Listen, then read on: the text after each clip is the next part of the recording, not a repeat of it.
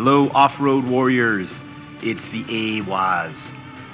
Whether you ride dual sport or adventure motorcycles, if you ride off-road, you will drop your bike, and sometimes even worse.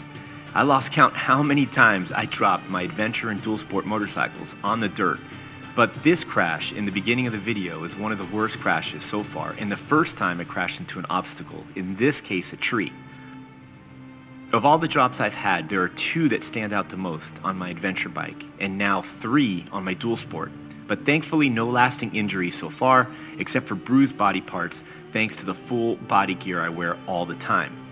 The lasting effect of these type of crashes can be mental, where in this case, I wanted to run the same trail again, but this time without fear.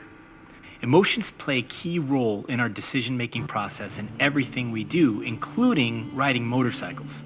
This video is an explanation and breakdown of how fear can lead to bad decision-making, bad form, and ultimately accidents.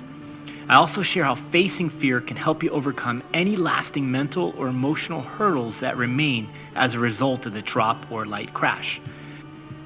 It is said, in a sense, that we have 2 brains, the emotional brain and the thinking brain, which when combined and is in balance, helps us navigate through situations effectively.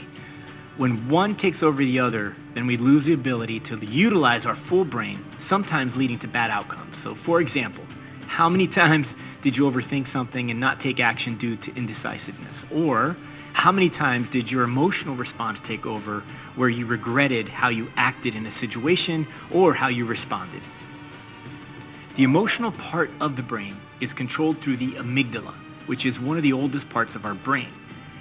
When emotion takes over and drives our behavior and responses, it's often referred to as the amygdala hijack. The frontal lobe of the brain controls planning and coordination of movement. That part's called the motor cortex, where the anterior or frontal portion of the frontal lobe, it's called the prefrontal cortex.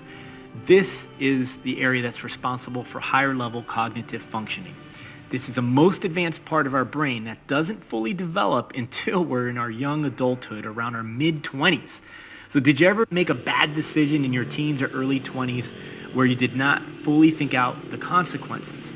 Well, the underdeveloped prefrontal cortex may have played a role in it. If you ever heard, "What were you thinking?" then there's another sign that you weren't using your prefrontal cortex, although I still hear that in my adult age.